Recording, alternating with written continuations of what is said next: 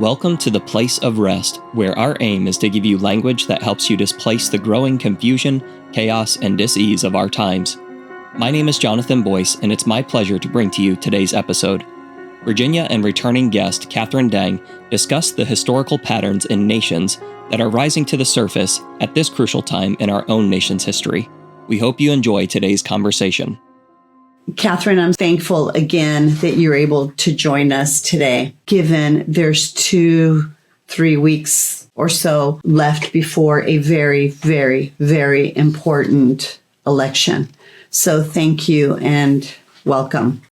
Well, thank you. It's always a pleasure to be with you, Virginia. You have such a unique perspective, not just on what's happening right now, but you have a unique perspective of ancient history, middle history, and of course, so much context for what's happening now, because you see these patterns and how the human condition shows up in these various transitions that we see in the lives of men and nations throughout time.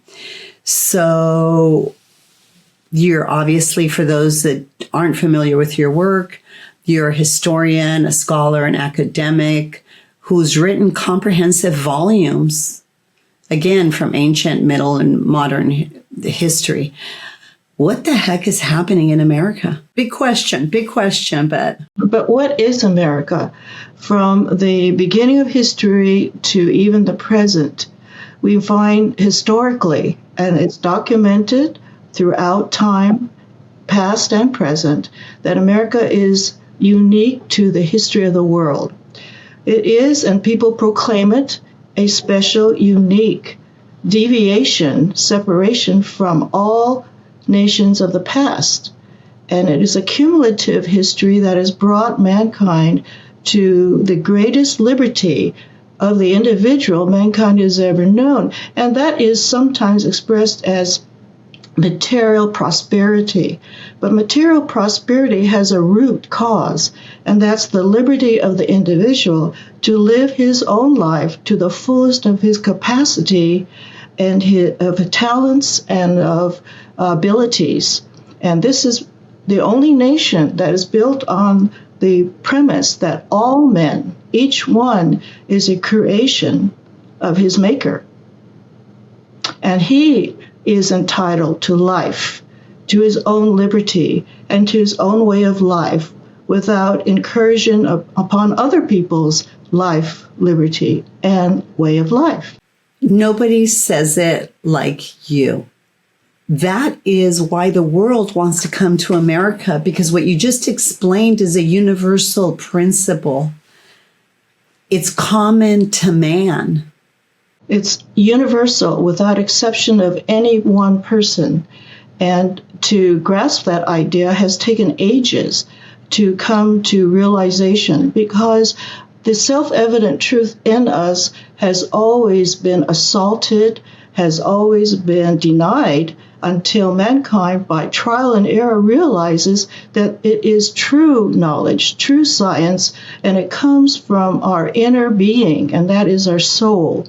Man is a living soul. That is, he lives according to the condition of his inner man, his reason, and his affections, and according to self-preservation, which is the first law of nature for every man. The law of nature is we were made to live, and to live to the fullest ability that we've been given by our Maker.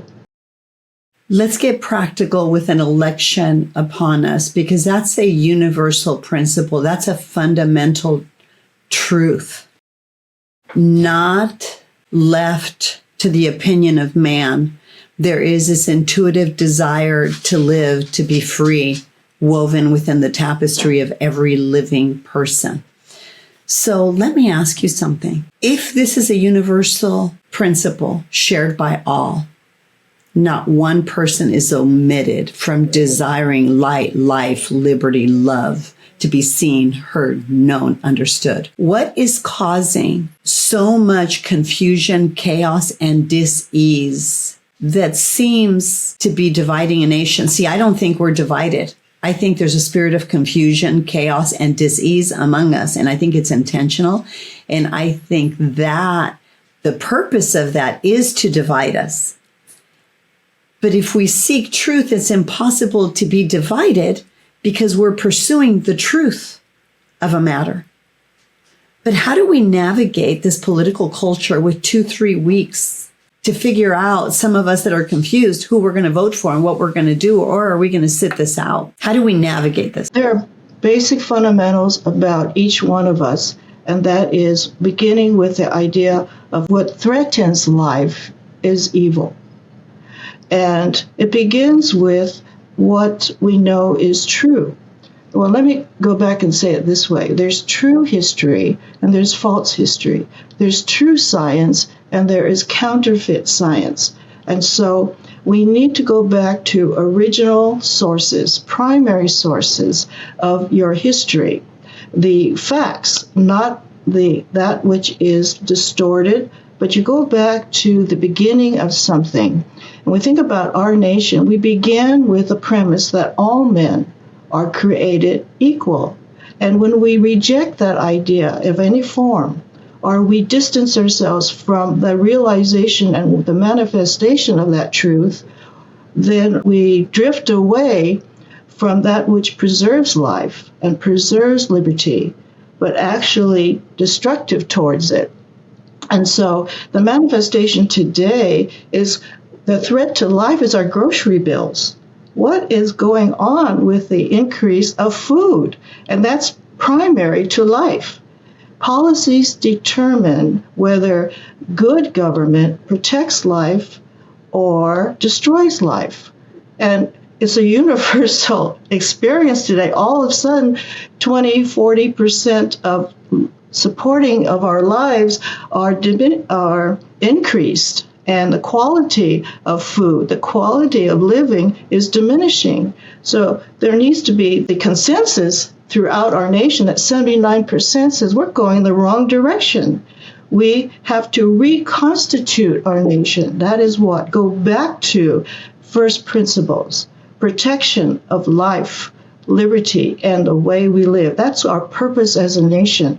And it took thousands of years to even come to this idea through trial and error.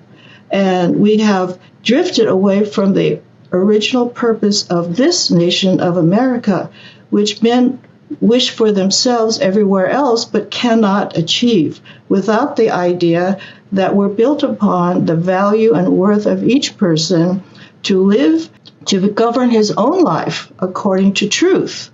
And because of the deviation from principles, we have not reasoned from what is true, as we have been miseducated about the purpose of this particular nation as it is meant for all other nations as well. In the most practical sense, something significant has declined in the last 4 years or so, 3.5, 4 years. And that is our capacity to sustain our own lives according to the counsel of our own will has diminished.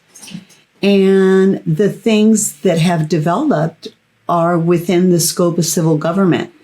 There's a lot of confusion, chaos, and dis-ease, and the laws that are being protected or disrespected or disregarded, from border to constitution to so many cases that are flooding the Supreme Court, because there seems to be a group, a community, or a desire to resist a lawful community, a lawful nation. And it's bizarre. Like, you can go in and take items under $1,000 without consequence, without incarceration. You can now consume drugs, and actually some governments are giving you the paraphernalia to manage those drugs. And we see evidence of that in your backyard, Northern California and all over California. Virginia, these are experimental ideas that men imagine when they reject the ideas of our foundations. That's what we call secular thinking, which denies that man is more than the material existence. He has an inner man, the inward life, that he must reason out his own life and not to build his life on what we understand is what is true to his good reason. Good reason. And you said last 4 years, I think our decline as a nation really began 200 years ago, exactly 1830, where we first see the relinquishing of an education away from our Constitution. It's amazing. State education began in the 1830s, and Wow. we were a nation only 40 years old when the idea became licentious. What do I mean by that? We began to relax and use our liberty to experiment with maybe other new, innovative, modern existing forms of government, forms of thinking even. We took liberty for granted and that we could give ourselves permission to experiment. And of course, the experimentation, one after another, led us further and further away from the first principles. What government was for began to be something what government was not for. The Declaration says that all governments, by consent of the people, to secure the best form of government, to secure the best policies to make safe everyone's life, liberty, and pursuits of happiness. And it began to be formulated where it was imposed upon for the sake of the good, the greater good. The greater good means majority of people. We became a democratic people instead of a self-governing people that managed their own lives. What happened in 1830 exactly? That was the manifestation of state-governed education, where it's uniform instead of local, instead of the family. And before state education, there was local self-governing schools, district schools, if you will. And we have the form, but we don't have the power to rule ourselves anymore. We relinquished it in the hopes that somehow we could do more good with a collective socialized provision of government. But we were made to be governed of and within our own selves, with, again, according to the truth that is inherent in every one of us. Yes, it's an individual struggle and individual education in a sense, but we were built to do that and not to rely and depend upon the all-powerful state, but to work out our own lives according to the gifts we've been given. And that's what makes America a self-governing nation, independent of others. Now, what does that look like? It means that the individual is his own decider. He plans, he acts, and he judges his own actions according to his self-evident truth, his natural affections, and self-preservation. And that opens up a plethora, if we say, of varieties of beginnings and innovation and genius to thrive in that liberty and protection of each one of us. Now, those ideas had to be manifested and developed and cultivated in the spheres of self-government, beginning with a family, a self-governing family, to educate their own children according to their knowledge and according to their will, if you will. That authority was local. Local states, we have internal sovereignty. So there's a self-governing family, a self-governing institution, a self-governing business, a self-governing school, a self-governing state or city, self-governing states. We have two areas of government, the internal sovereignty of the states, and then the national government over all the affairs of all the nation, and not in the particulars. Individual, state, and then federal. But what comes to mind while you're speaking is the corrective measure we're seeing since the 60s taking place in the African American communities. where they're taking back their sovereignty Absolutely. to not be thrown into this groupthink mentality, specifically informed by their race. And it's almost like their capacity to individually self-govern and think for themselves is no longer manipulated by the imposed doctrine of the powers of that be, for example. And you see an uprising in that. But it began with a rejection of our foundations, our principles, that there are some men who cannot, and there are some men who can. And we reject that idea because we're all made to be able to, if we would, if we will. But that has been overridden and shall we say, denied and rejected in education in particular. And that government began to provide instead of protect and punish, which took powers that did not belong to them at the national level, but only at the local level. Well, when there's ignorance of the human condition and how it's played out throughout history, you see this happening. And when there's ignorance about the ideas and the principles, the universal principles that establish this republic, you see how people inadvertently gave up those civil liberties with the promise of what you call this new idea of education, for example. And we slowly gave it up until right now, 200 years later, if you will, it's reached this feverish pitch and people are saying, wait a minute, we're dying. We're literally dying by consenting and complying, right? Lives are not safe. No life is safe under this policy, which is a body. You know, there's a political body. There is the body of the institutions, the organizations, all the way down to the family, which is a body in itself. And so the body is sick because it has rejected the fuel, liberty, the oxygen. And the walls are coming in upon every individual, not just any sector of the population at all. Used to be maybe perhaps a few had liberty, but it's expanding in our nation, and it has hit a wall now where we realize our lives, every one of our lives, are at risk. You know, the wrong idea drives people to the right idea. And there's only one form of government that does this, and that is a government that is protecting liberty of the individual and his life, but also can be self-governed, who knows how to live according to truth, which is reasonable laws.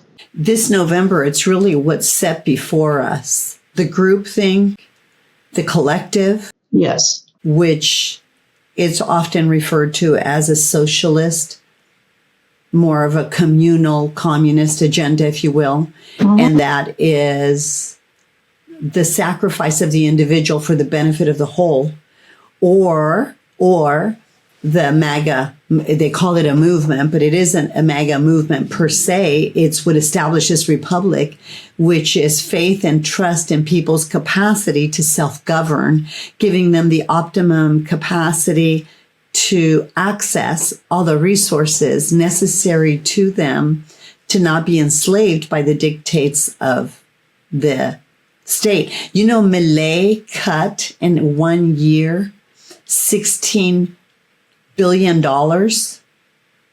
off their budget. I think it was billion or million, but it's massive. The Argentinian president Millet that broke really the stronghold of socialism. 70 year or so stronghold of socialism in Argentina. He literally went in, slashed all these government institutions, and literally the surplus, they have a surplus for the first time in 70 years. That is massive when they've been operating at a deficit. So it is possible, but he came in with the same ideas of people's capacity to self-govern and remove the strongholds of the state.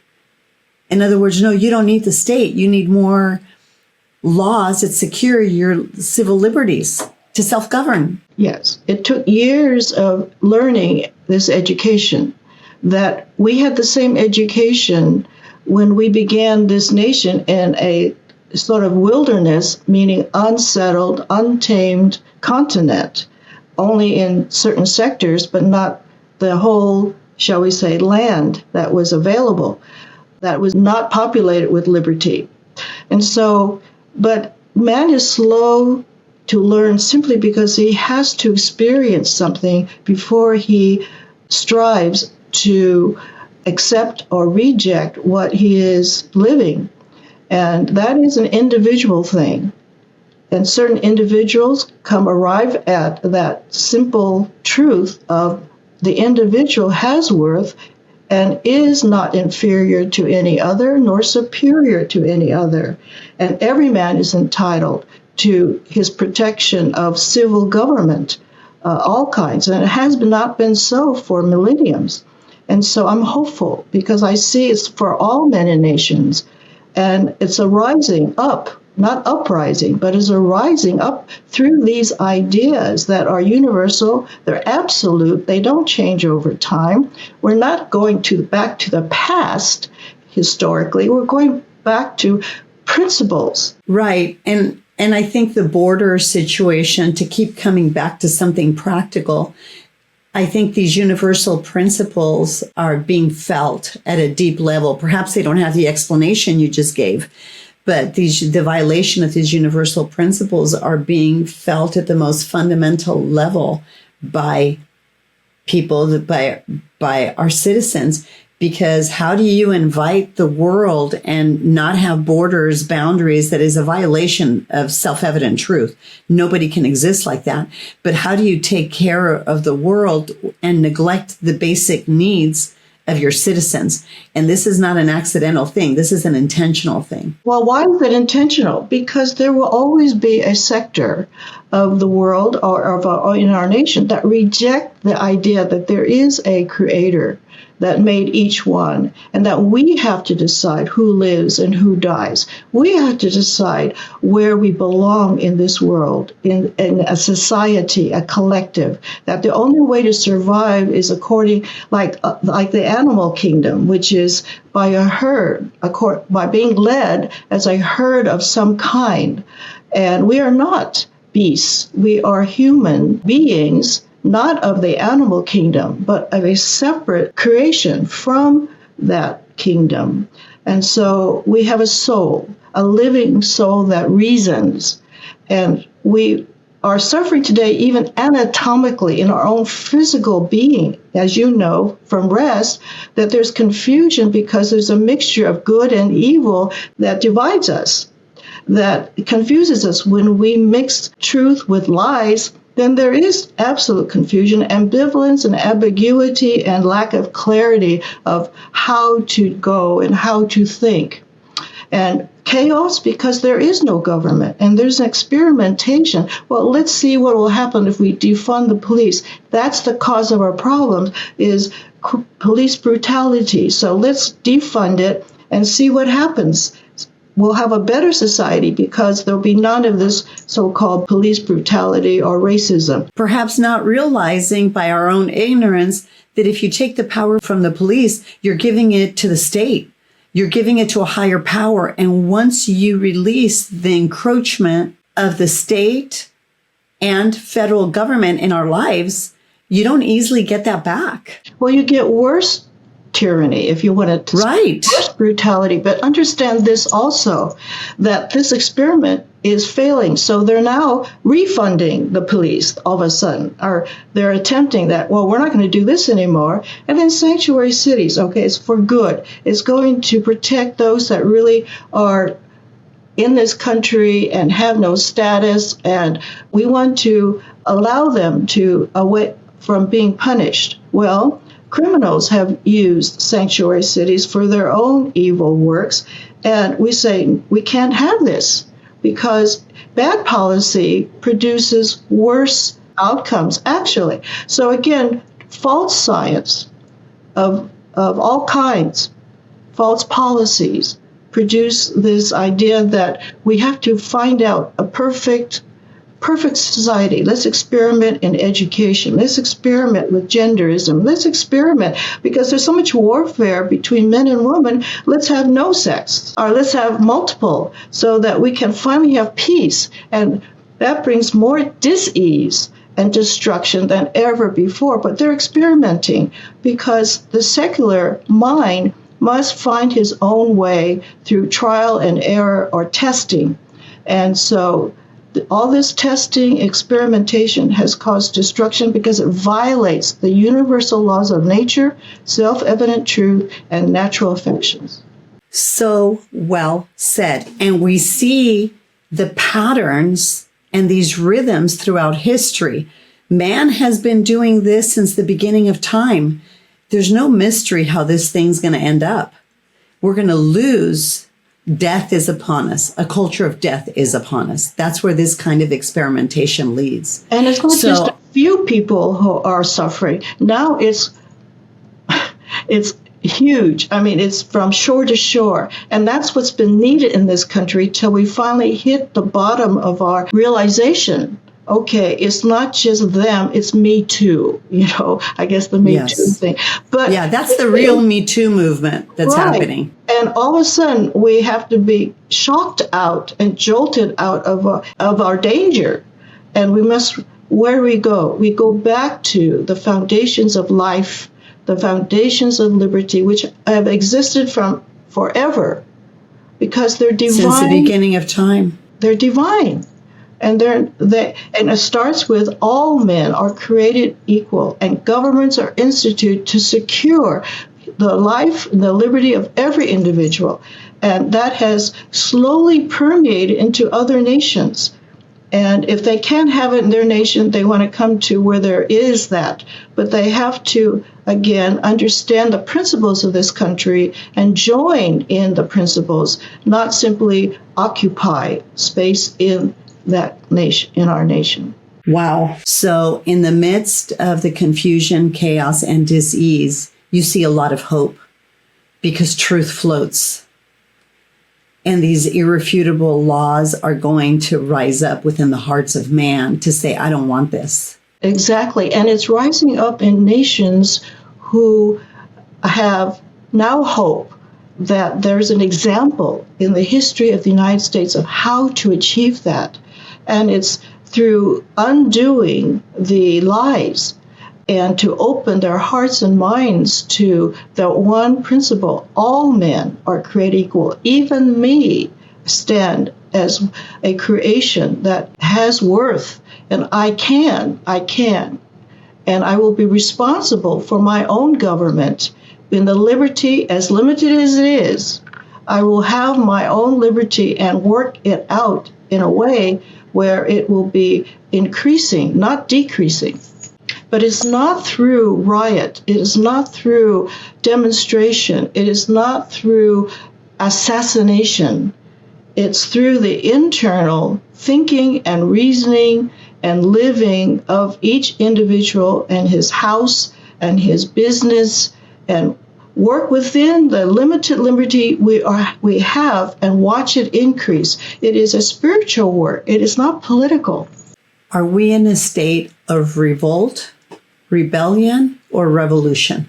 We are in a revolution. Now, what is the revolution? It's really going back full circle to the original point and showing how other nations, too, can come back to the absolute fixed truths concerning men and nations.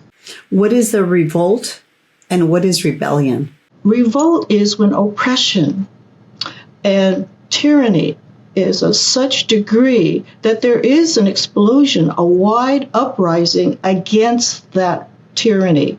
But basically, if you're not prepared for self-government, that explosion, that overthrow is temporary and only requires more tyranny to put it down, put down the revolt. And that's what you see happening all across continents. Rebellion is when you rise up against lawful authority, not tyranny. And that is just rejection of what is lawful. That is that which is good policy, which is, think in terms of the good policy of a good parent. And the child simply, in his own willfulness, says no. You ever hear that from a child? No. When he's told, don't touch that, it is going to burn you, and you say no to it. That's rebellion. Do you think, is it an overstatement to say that by nature, people tend to rebel internally against the dictates of their conscience, fundamentally against lawful authority? Of course, as a child, you see it as a parent, but as we get older, even what our conscience bears witness of, we tend to be rebellious ultimately against God. That causes measures of revolt to ensue in short order, and then to regain some measure of life in our own life, there is a revolution of sorts. Is that a progression in the life of humanity, of the individual? It's a human natural tendency. And without getting into anything more, think in terms of a prodigal son who says, no, I don't want to be under your authority. I want to get out of here. I just want to live on my own. I reject what you have ever taught me. And they go off and live on their own, realize that what you were taught was really life-preserving and life-giving, and you find yourself sitting in a pigsty eating slop. And then he says, I want to go back home, to go back to where I was safe and where I was taught how to live better than this. And that's a revolution. And we are experiencing a minor degree, but slow move backward to revolution in our country, to the foundation principles that agree with our conscience, that is rational, that is built on natural affection, love of self and love of neighbor, which is natural to our being. But we have rejected that, thinking that we can do without all of that, which is self-responsibility. I want to invite our listening audience, based on what Katherine just said, to ask yourself, do I have a rebellious attitude about this political climate? Am I in revolt? Do I find it disgusting and I'm literally rejecting everything? Or now do I understand that what's really happening in my heart is a revolution because I'm rejecting everything and I want to go back to something that is life-giving? I don't see it, but now I understand that that was at the foundation of this country. That's what established this country. And a mentality of we can go back to the start. There's this great song, let's just go back to the start of a thing.